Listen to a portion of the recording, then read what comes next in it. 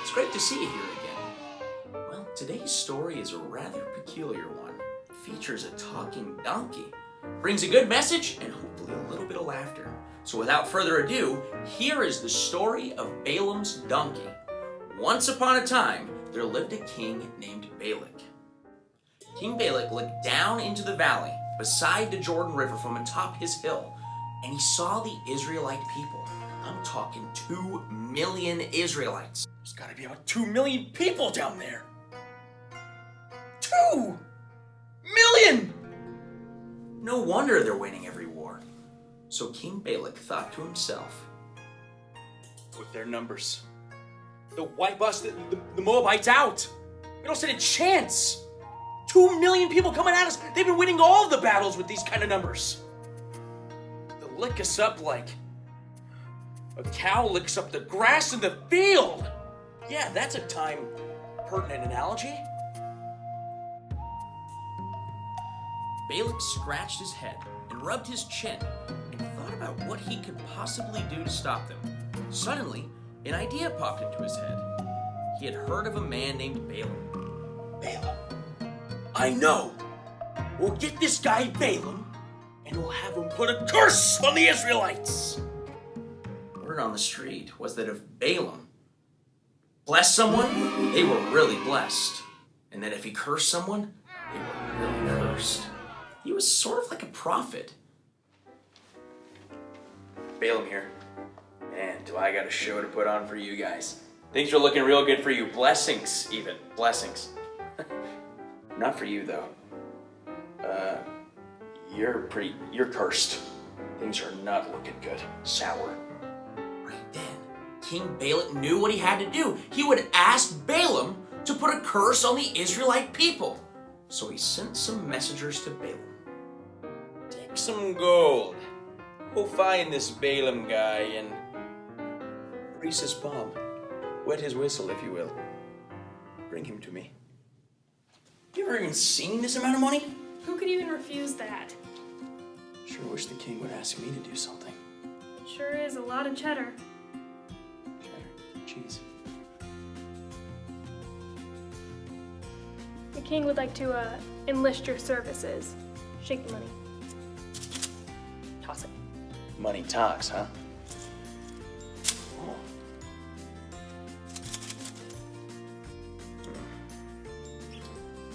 I need to think and pray on this. I'm gonna be right over here. So are we just supposed to wait over here while you do your thing? I hate being a background character. But when Balaam talked to God that night, God, what do I do? They're offering me a ton of money. This could change my life completely. God said, Do not put a curse on those people. I have blessed them. It's a lot of money. But I'll do as you ask. And the next morning, Balaam called the king's messengers to him. I apologize for taking up so much of your time, but the Lord will not let me go with you. So the messengers returned to the king and gave him the bad news that Balaam was not going to come with him. But the king was persistent, so he sent the messengers out once more with even more gold to try to convince Balaam to return with them. What? What did you say? He didn't accept our first offer. I know what he wants. Let's up the ante, shall we? We'll just offer him more.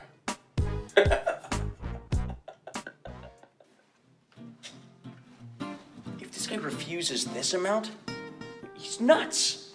Can I get a turn holding it? Paws off. Your life is about to change. Go ahead. Grab it. Feel how heavy it is. It's really heavy.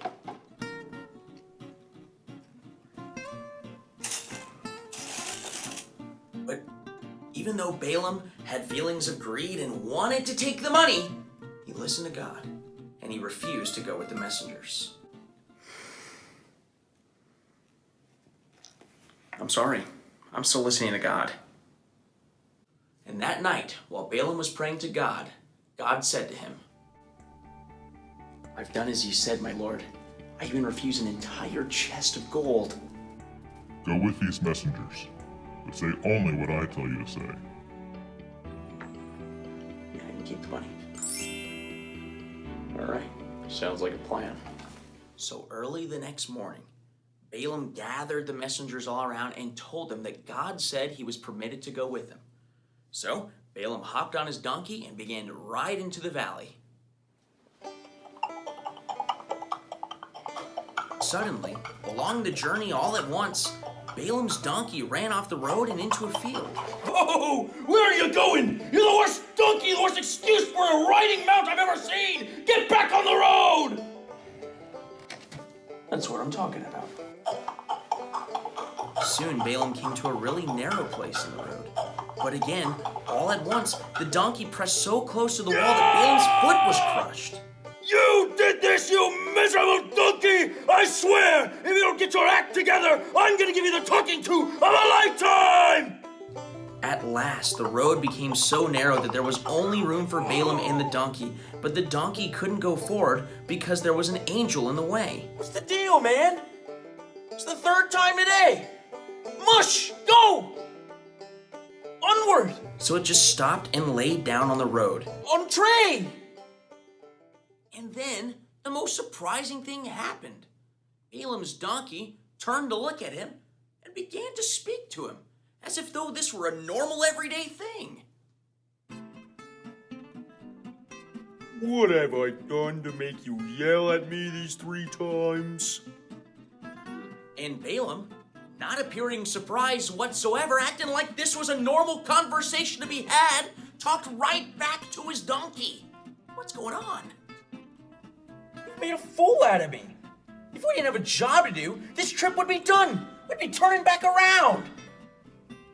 Am I not your donkey? The one you've always ridden? Have I ever done this another time? Balaam sheepishly shook his head, and then his eyes were opened and he saw the angel. If your donkey hadn't stopped, I would have killed you, Balaam, and spared the donkey.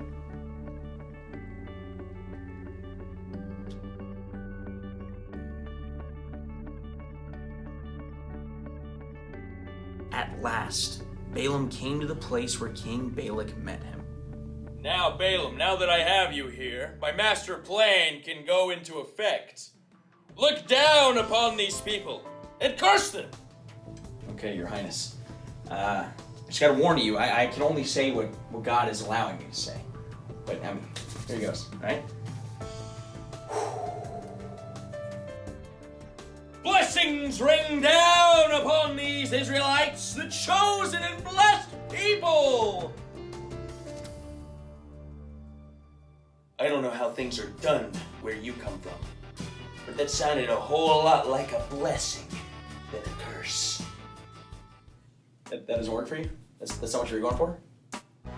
Alright, well, let's try again, sorry. It's been a while since I've done this for 2 million people. So again. Wow, these people are awesome, and they'll continue to be awesome, for God decrees it. 3 times in 3 different places, Balaam blessed the Israelites instead of cursing them. Then King Balak began to shout at Balaam. You get nothing. I asked you to curse them, and all you've done is bless them. Be gone! Get out of my sight!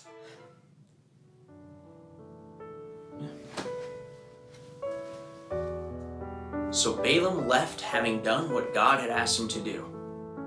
This is a really weird story. I can't say there's too many stories in the Bible where animals are talking to us. What are we supposed to do with this? Well, maybe the key is that God tries to send us messages in a variety of ways, sometimes very unusual ways. But we have to be there to listen for them, to watch for them. And it can come in a variety of ways. Maybe it's the love of a neighbor or a friend, a kind gesture that we see just walking down the street, or maybe it's our cat in our house starting to talk to us. Either way, we have to be there to listen. And as always, I want to start another story, but there's just not enough time today. So we're going to save it for next time. Until then, be kind, do good, and love your neighbors.